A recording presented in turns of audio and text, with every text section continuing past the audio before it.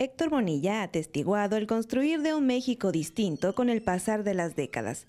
Un México que en muchos sentidos se ha mantenido almacenado y sin la capacidad de desdibujar los límites entre el deber hacer, el hacer y el creer.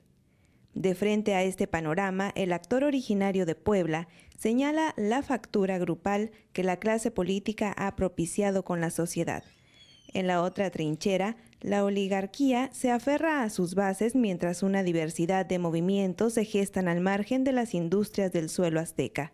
No es cierto que los mexicanos sean débiles mentales. Y aparte, el que emite necesita reciclar lo que recibe del receptor para volver a emitir. No se da ese proceso todavía, se necesita que nazca la competencia realmente. Pero decía Louis Jouret, un maravilloso autor francés, el público acaba por tragarse todo, hasta lo bueno. Y partiendo de esa perspectiva, debiéramos hacer cosas buenas.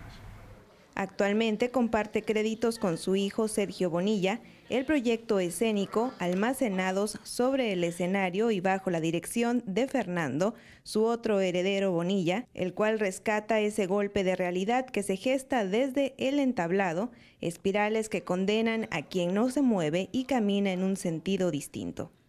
La propuesta actoral confronta la historia de Min, un joven con miles de sueños y preguntas a conjugarse en futuro, con el ocaso de Don Lino, hombre que entregará 29 años de los mismos sueños y preguntas a círculo vicioso. Y se pasa la vida, desperdicia la vida, 8 horas diarias sentado en ese escritorio, babeando, evadiéndose, soñando, platicando consigo mismo. Y en eso se ha pasado la vida. Y lo tremendo de la obra es que plantea que este joven que llega, que se percata, que está en la edad maravillosa, a los 10 minutos de transformar al mundo, y luego decide convencerlo y lo convence el viernes. Y el viejo le dice, gracias, es cierto, es un horror, vámonos de aquí. Dice, no, te vas tú, yo me quedo. ¿Por qué? Te vas a volver loco como yo, 8 horas diarias sin hacer nada ahí.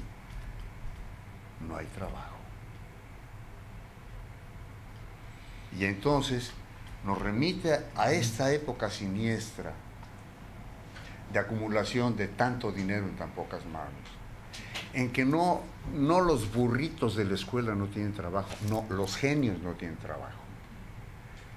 Este desequilibrio brutal que nos remite a Grecia, a España, a Italia, a Wall Street, a México, evidentemente. Partiendo desde el centro mismo del sistema, de las bases en la familia y en la educación, Bonilla ejemplifica la coyuntura difícil por las cuales miles de jóvenes deambulan. Tierra de oportunidades, tierra de cambios, de inestabilidades, pero fértil para las nuevas mentes alejadas del sistema. Y que de pronto un joven, a pesar de que tiene la claridad y todo eso, empieza el doloroso proceso de convertirse en ese viejo. Entonces nos damos cuenta que esta obra está planteada en que son un mismo personaje, son dos caras de un mismo personaje.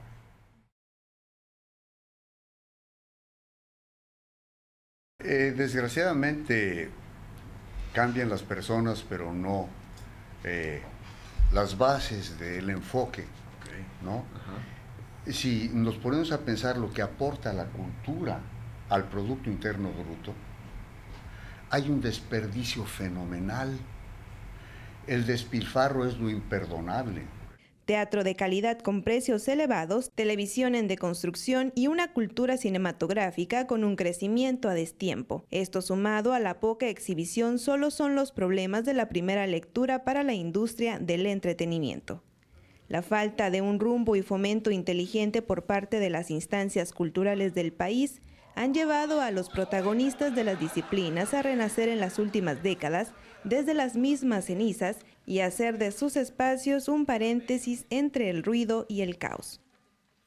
Me acuerdo tanto de Emilio Azcárraga Milmo, la lacerante frase de que las telenovelas son el Disneylandia de los jodidos.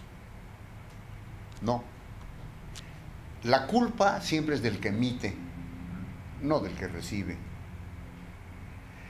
Si uno emite maravillas, las va a recibir el público. La disputa de intereses y mancuernas empresariales no resultan ni resultarán temas novedosos en el horizonte mexicano, pero sí tamiza las diferencias entre los representantes que obedecen a sus necesidades creadas entre iguales que a las de sus representados. Me sigo sintiendo almacenado como mexicano, como miembro de la sociedad civil, observando la fractura brutal entre el quehacer político y la sociedad civil. Se ha tamizado las diferencias entre la izquierda y la derecha. En realidad es un conjunto de personas que obedecen más a sus intereses creados, con sus iguales, es decir, con la gente que maneja los presupuestos, que con sus representados, ¿no? En alguna ocasión que Miguel Ángel Mancera me llamó para ver si colaboraba con él, tuve un exabrupto en casa de René Drucker Colín, un eminente científico mexicano, amigo mío. Y había mucha gente que estaba sentada en su gabinete ahí, y le decía yo estoy dispuesto a colaborar, si me permites no cobrar. Es decir, yo creo que la política debía ser la gente que vive de ejercer su profesión. Yo admiro fundamentalmente al líder impoluto del siglo XX, Heberto Castillo.